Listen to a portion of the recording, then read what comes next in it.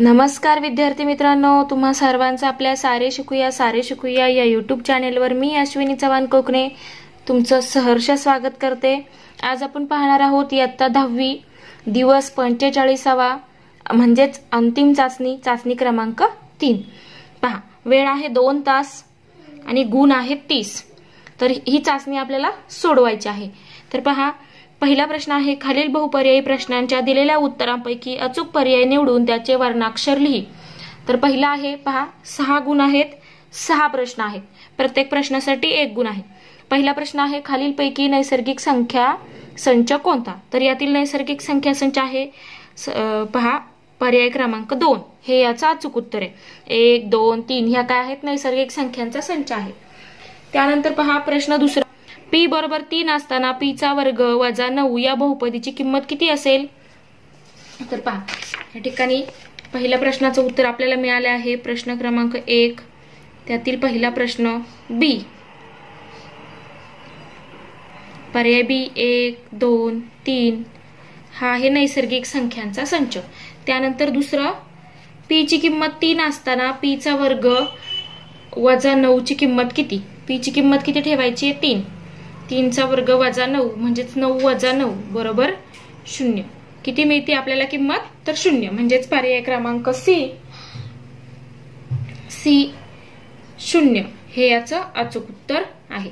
त्यानंतर पहा प्रश्न पुढचा तिसरा प्रश्न, याच्यातला तिसरा प्रश्न, तर तो काय आहे, x अधिक y बरोबर 4 या दोन चलातील समीकरणासाठी x बरोबर 2 असताना y ची किंमत किती असेल?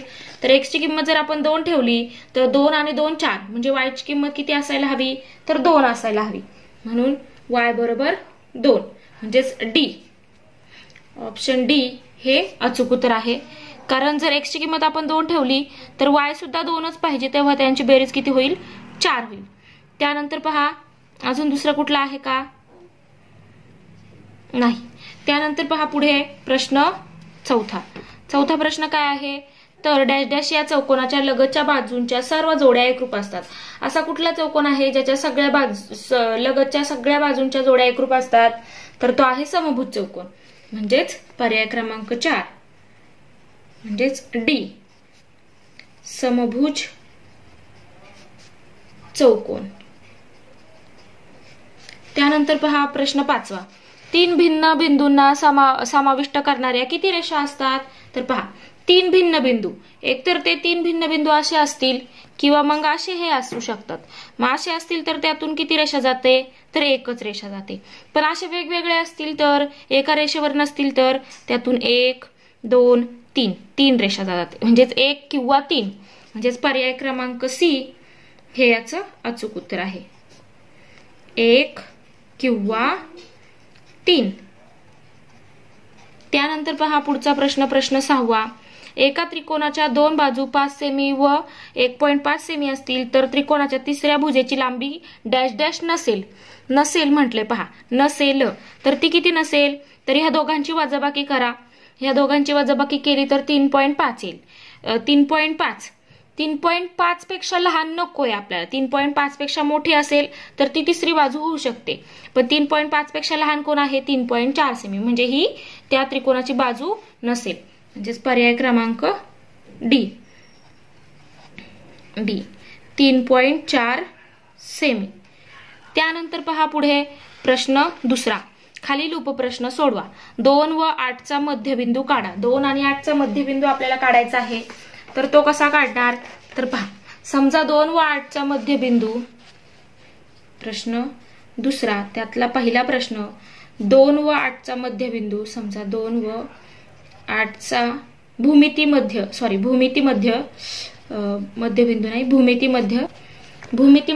x मानू। काय करूया? x मानू। जर भूमितीमध्ये आपण x मानला तर काय भूमितीमध्यच्या व्याख्येनुसार आपल्याला काय मिळेल? तर x चा वर्ग बरोबर 2 गुणिले 8 म्हणजेच 16, म्हणजेच हा कितीचा वर्ग आहे? तर दोन्ही बाजूंची वर्गमुळे घ्या, म्हणून x बरोबर किती मिळालं? 4। म्हणून 2 व 8 चा भूमितीमध्य 4 आहे. त्यानंतर पहा पुढचा प्रश्न पहा. x चा वर्ग वजा 25 चे अवयव पाडा. x चा वर्ग वजा 25 चे अवयव पाडा. दुसरा प्रश्न त्यातला x चा वर्ग वजा 25 बरोबर काय लिहिणार तर x चा वर्ग वजा 5 चा वर्ग. मग सूत्र वापरणार a चा वर्ग वजा b चा वर्ग बरोबर a वजा b आणि दुसऱ्या कंसात a अधिक b बरोबर काय मिळेल आपल्याला x वजा 5 आणि x अधिक 5 हे झाले याचे अवयव. त्यानंतर तिसरा प्रश्न पहा. त्यातला तिसरा प्रश्न समांतरभुज चौकोनाच्या एका कोनाचे माप 40 अंश आहे तर त्याच्या लगतच्या कोनाचे माप किती. तर समांतरभुज चौकोनाचे लगतचे कोन कसे असतात पूरक कोन असतात. पहा समांतरभुज चौकोनाच्या लगतचे कोन पहा. समजा कोन A बरोबर आपण इथे लिहूया समांतरभुज चौकोनाचे. आपल्याला माहिती आहे गुणधर्म समांतरभुज चौकोनाचे लगतचे कोन पूरक कोन असतात. म्हणून कोन A अधिक कोन B बरोबर 180 अंश. आता पहा इथे कोन A आपण समजा घेऊया. आपल्याला एक कोन दिलेला आहे तो दिलाय 40. मग कोन A बरोबर 40 घेऊया. समजा हा दिलाय 40 तर तसं ह्या आकृतीवरून 40 दिसत नाहीये फक्त 40 दिलाय तसं घेऊया आणि सोडवूया. तर कोन B बरोबर किती मिळेल तर 180 वजा 40 म्हणजेच 140 अंश. कोन B बरोबर मिळेल 140 अंश. म्हणजे याची आकृती वेगळी असेल अशी असेल. हा असेल 40 आणि हा मिळेल 140 अशी आकृती असेल. त्यानंतर पहा पुढे तर पहा काय विचारलं होतं लगतच्या कोनाचे माप किती. त्याच्या लगतच्या कोनाचे माप म्हणून त्याच्या लगतच्या कोनाचे माप 140 अंश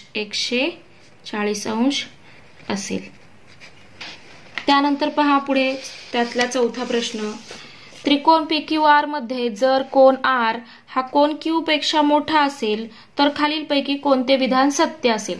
तर आपल्याला माहितीये जर एक कोन मोठा असेल तर तो कोन सोडून त्या कोनासमोरची जी बाजू आहे ह्या कोनासमोरची जी बाजू असते ती मोठी असते ह्या कोनाच्या समोरील बाजूपेक्षा. म्हणजेच पहा इथे तर प्रश्न चौथा त्रिकोण PQR मध्ये कोन R हा मोठा आहे कोन Q पेक्षा. असा असेल तर काय असतं तर ते म्हणून काय होतं तर PQ कोन R समोरची बाजू असणारे PQ ती कशी असते मोठी असते कोणापेक्षा याच्या समोरील बाजूपेक्षा म्हणजेच PR पेक्षा. म्हणजे इथे आहे खालीलपैकी पर्याय B हे काय असणार आहे सत्य असेल. पहा B हे काय आहे सत्य आहे. त्यानंतर पहा पुढचा प्रश्न क्रमांक 3 प्रश्न तिसरा. तर पहा याच्यामध्ये काय आहे तर जर A/B बरोबर 5/3 तर पहा प्रश्न तिसऱ्यामध्ये एकूण 7 प्रश्न आहेत आणि 14 गुण आहे म्हणजे प्रत्येक प्रश्न 2 गुणांसाठी आहे. तर पहा यातला जो पहिला प्रश्न आहे तर तो आहे A/B बरोबर 5/3 तर A अधिक B छेद A वजा B बरोबर किती तर पहा A/B बरोबर किती दिले 5/3 म्हणून A बरोबर 5K आणि B बरोबर 3K. K काय स्थिरांक K आहे स्थिरांक म्हणजेच कॉन्स्टंट. मग आता पहा म्हणून A अधिक B छेद A वजा B बरोबर काय येईल तर 5K अधिक 3K छेद 5K वजा 3K म्हणजेच 5 अधिक 3K छेद 5 वजा 3 के के के कॅन्सल होतील, 5 आणि 3 झाले 8 आणि 5 वजा 3 झाले 2, 8/2 म्हणजेच किती 4/1 हे झाले याचं उत्तर. किंवा तुम्ही हे न लिहिता डायरेक्ट सुद्धा ए ची किंमत 5 आणि बी ची किंमत 3 घेऊन सुद्धा सोडवू शकता, पण उत्तर हेच मिळेल. त्यानंतर पहा प्रश्न त्यातला दुसरा, x वजा y बरोबर 11 या समीकरणाच्या कोणत्याही दोन उकली लिहा. कोणत्याही दोन लिहायच्या आहेत, तर x वजा y बरोबर 11, x वजा y बरोबर 11. तर पहा इथे मी घेते x y आणि उकली लिहिते इथे खाली. तर पहा x ची किंमत जर पहा पहिली किंमत ठेवूया x ची 12, 12 वजा 1 केलं तर किती मिळेल 11, म्हणजेच 12 आणि 1. त्यानंतर दुसरी उकल काय काढणार, तर दुसरी उकल घेऊया इथे 15, 15 वजा 4 केलं तर 11 मिळेल, 15 4. असे तुम्ही वेगवेगळ्या उकली काढू शकता. ह्या दोन इथे मी काढलेल्या आहेत. तर अशा प्रकारे तुम्ही सोडवू शकता. x ची किंमत ठेवा, y ची किंमत मिळेल, वेगवेगळ्या किमती तुम्ही इथे काढू शकता. इथे ह्या दोन मी काढल्यात, तुम्ही वेगळ्याही काढू शकता. त्यानंतर पहा पुढे प्रश्न तिसरा, त्याच्यात तिसऱ्या प्रश्नामध्ये काय आहे, x चा वर्ग वजा 3x वजा 28 या बहुपदीचे अवयव पाडा. x चा वर्ग वजा 3x वजा 28 या बहुपदीचे अवयव पाडा. तर पहा इथे किती यायला हवाय, गुणाकार यायला हवा वजा 28 आणि बेरीज यायला हवी वजा 3. अशा कुठल्या संख्या आहेत ज्यांचा गुणाकार येईल 28 आणि बेरीज येईल वजा 3, तर 7 चोक 28 आणि 7तनं जर आपण 4 वजा केले तर 3 मिळेल. पण आपल्याला 3 वजा पाहिजे, म्हणजे मोठ्या संख्येतनं लहान संख्या वजा केली तर वजा 3 मिळेल. म्हणजे वजा 7 मधनं 4 वजा केले तर वजा 3 मिळेल आणि वजा 4 आणि वजा 7 आणि 4चा गुणाकार वजा 28 मिळेल. म्हणजे वजा 7 आणि अधिक 4 म्हणजेच x चा वर्ग वजा 7x अधिक 4 वजा 28. म्हणजेच x कॉमन काढूया, सामायिक काढूया, x वजा 7 अधिक 4 कॉमन काढूया म्हणजे सामायिक काढूया, म्हणजेच x वजा 7, म्हणजेच x वजा 7 आणि x अधिक 4 हे झाले याचे अवयव. त्यानंतर पहा पुढचा प्रश्न, प्रश्न क्रमांक 4, प्रश्न चौथा. तर याच्यामध्ये काय दिलंय, किंमत काढा. याची किंमत आपल्याला काढायची आहे 5 sin 30 वजा 5 sin 30 अधिक 3 tan 45. तर पहा 5 sin 30 अंश अधिक 3 tan 45 अंश. तर 5 sin 30 अंश, sin 30 म्हणजे किती 1/2, sin 30 अंशाची किंमत आहे 1/2 अधिक 3 tan 45 म्हणजे 1, म्हणजे तिथे किती येते 5/2 अधिक 3, म्हणजेच 5 अधिक 3 दुने 6/2 म्हणजेच किती मिळते 11/2. तर याचं उत्तर किती मिळालं 11/2. त्यानंतर पहा पुढचा प्रश्न, प्रश्न 5वा. खालील बिंदू कोणत्या चरणात किंवा कोणत्या अक्षावर आहेत ते लिहा. तर कोणता बिंदू कोणत्या चरणात किंवा कोणत्या अक्षावर आहे ते आपल्याला या ठिकाणी लिहायचं आहे. तर पहा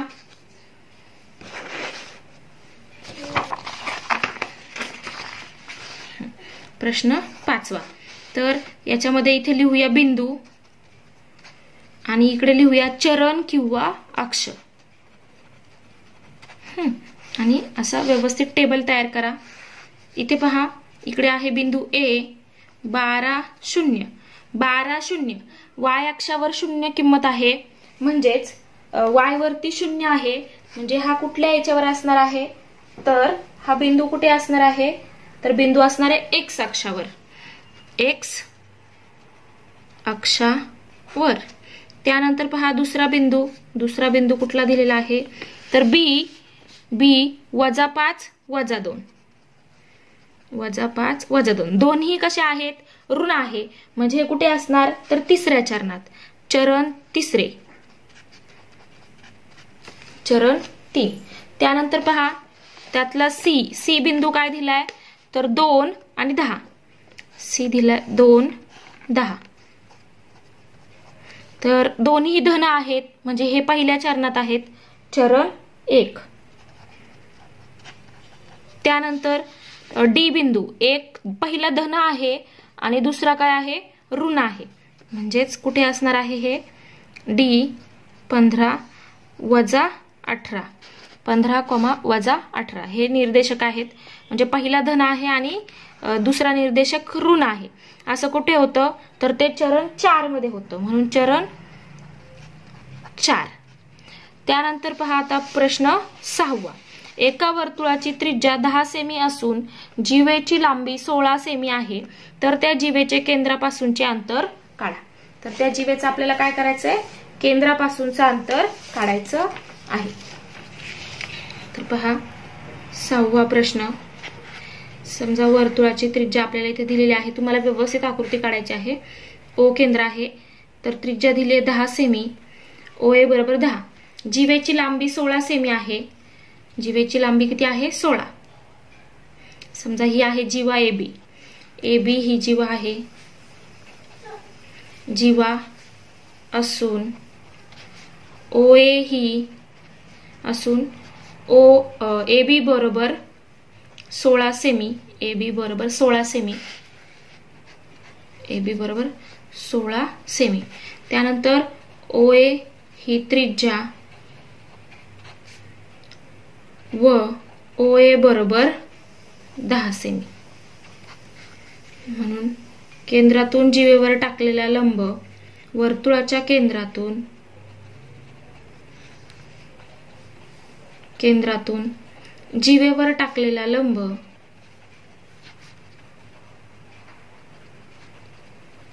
जीवेला दुभागतो.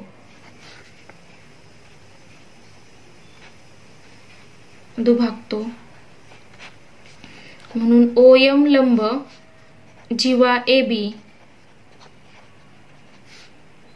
इथे लंब टाकलाय, म्हणून ए एम बरोबर बी एम बरोबर 1/2 गुणिले ए बी, म्हणजेच 1/2 गुणिले 16 म्हणजेच 8 सेमी.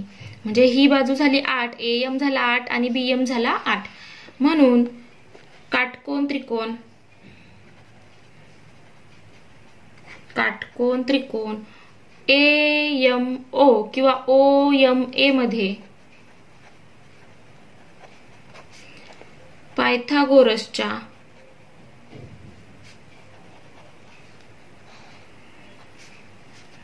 प्रमेयानुसार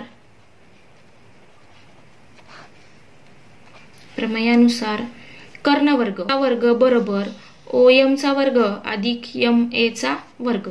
ओ ए किती आहे ते 10 चा वर्ग.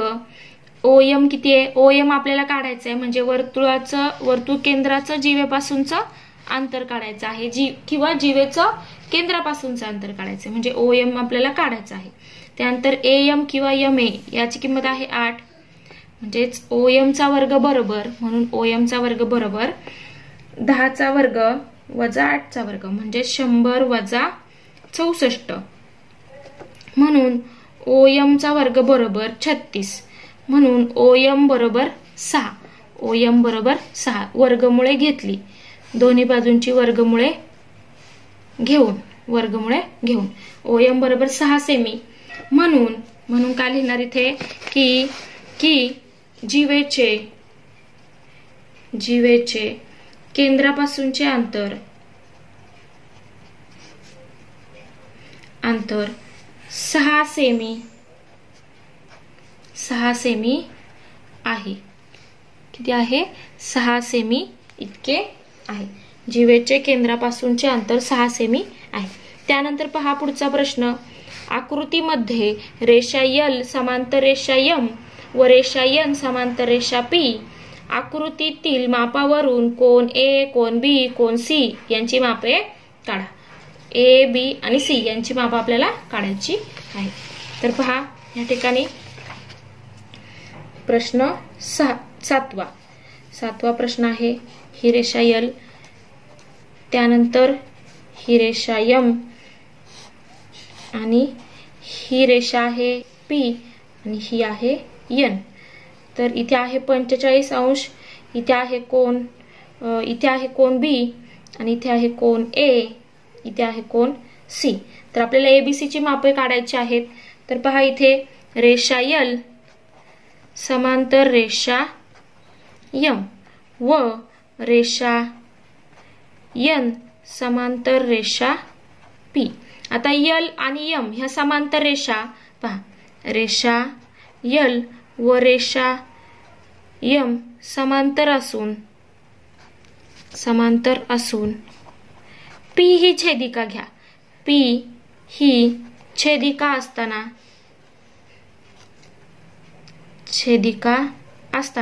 जर पी ही छेदिका घेतली तर हा कोण आणि हा कोण काय होतील, संगत कोण होतील.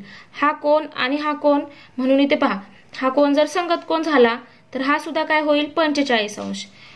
तर हा झाला 45 अंश. हा आणि हा काय आहे रेषीय जोडीतील कोण, किंवा हा आणि हा रेषीय जोडीतील आहेत. म्हणजे हा जर 45 असेल तर हा किती असेल 180 वजा 45 आणि हा सुद्धा किती असेल 180 वजा 45. म्हणजे कोण ए आणि कोण बी हे कसे आहेत, समान मापाचे आहेत, कारण ते काय आहेत विरुद्ध कोण. पहा इथे आधी आपण इथे नाव देऊया ए बी, इथे बी म्हणूया, वेगळी नावं देऊया, थांबा. Q R S T U, S T U, S M N.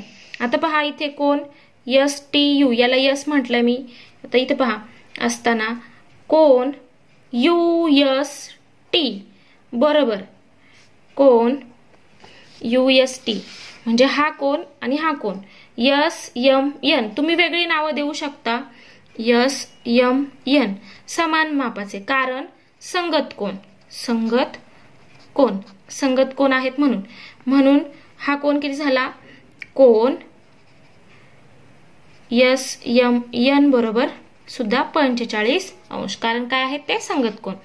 कोण एस एम एन अधिक मेजर ऑफ कोण बी इज इक्वल टू 180, कारण रेषीय जोडीतील कोण.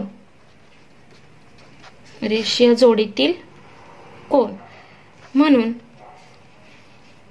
45 अधिक मेजर ऑफ कोण बी म्हणजे कोण बी चं माप बरोबर 180, म्हणून कोण बी चे माप बरोबर 180 वजा 45 बरोबर किती मिळते तर 135 अंश. म्हणजे हा मिळाला 135 अंश. कोण बी चे माप बरोबर 135 अंश, म्हणून कोण ए बरोबर कोण बी, कारण काय कोण ए बरोबर कोण बी, कारण विरुद्ध कोण. हे कोण कसे आहेत, ए आणि बी एकमेकांच्या विरुद्ध आहेत, विरुद्ध कोण. म्हणून कोण ए चे माप बरोबर सुद्धा किती मिळालं 135 अंश. आता कोण ए झाला, कोण बी झाला, आता कोण सी काढायचा आहे. तर कोण सी काढताना काय करणार आपण, कोण पहा या ठिकाणी आपण पहा या ठिकाणी अशी आकृती फिरवा तर लक्षात येईल तुमच्या, हे दोन एकमेकांना समांतर रेषा आहेत आणि जर आपण ही छेदिका घेतली, रेषा यम ही छेदिका घेतली, तर हा कोण आणि हा कोण एकमेकांचे काय होत आहेत, संगत कोण. पहा इथे लिहायचे, मग पहा रेषा यन समांतर रेषा पी व रेषा यन समांतर रेषा पी व रेषा यम ही छेदिका असताना, म्हणून काय मिळेल तर कोण सी एकरूप कोण बी, कारण काय संगत कोण तयार होतील, म्हणून कोण सी बरोबर सुद्धा काय मिळेल तर 135 अंश. म्हणजे हे असे तीन कोणांची आपल्याला माप मिळालेली आहेत. म्हणून कोण ए बरोबर 135 अंश, कोण बी बरोबर 135 अंश व कोण सी बरोबर 135 अंश. आपल्याला तीनही कोणांची मापे मिळाली. त्यानंतर पहा पुढचा प्रश्न क्रमांक 4. प्रश्न 4.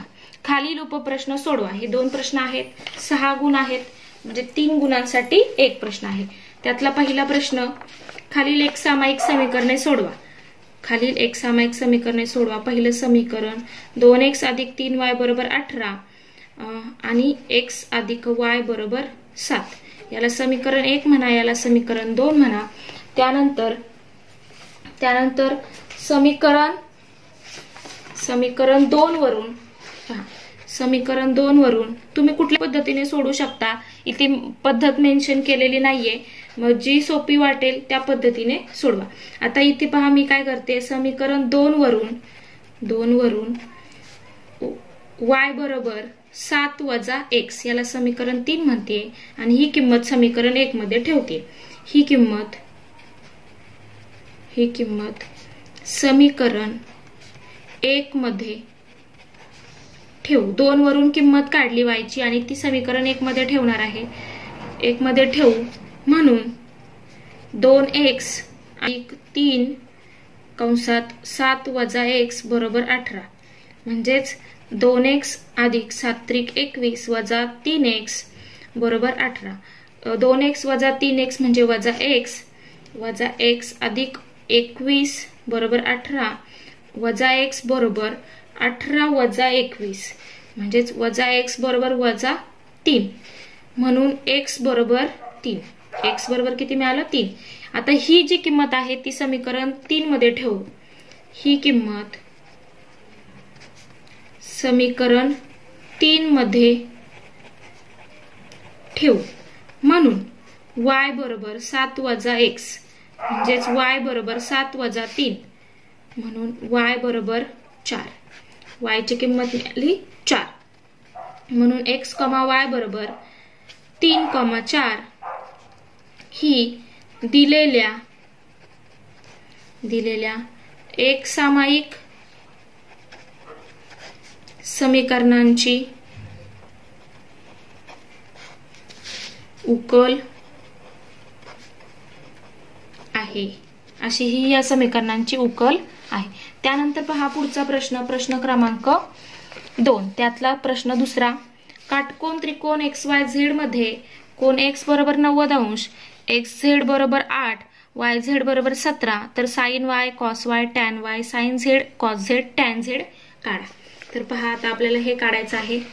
तर पहा त्यातला दुसरा प्रश्न, चौथ्यातला दुसरा प्रश्न.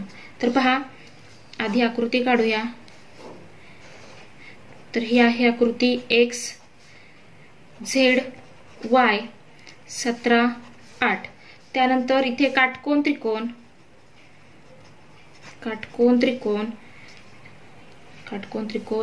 YXZ मध्ये पहिल्यांदा आपल्याला ही बाजू काढून घ्यावी लागेल. पायथागोरसच्या प्रमेयावरून किंवा प्रमेयानुसार कर्ण कुठला आहे तर YZ म्हणजे 17. YZ चा वर्ग बरोबर XY चा वर्ग अधिक XZ चा वर्ग. किंमत ठेवूया तर 8 चा वर्ग अधिक XY म्हणजेच XY आपल्याला काढायचा आहे.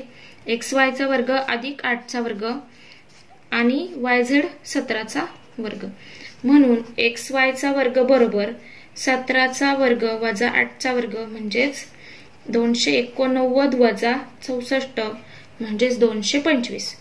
XY चा वर्ग बरोबर 225 म्हणून XY बरोबर 15. वर्गमुळे घेऊन दोन्ही बाजूंची वर्गमुळे घेऊ म्हणून XY बरोबर 15 सेमी.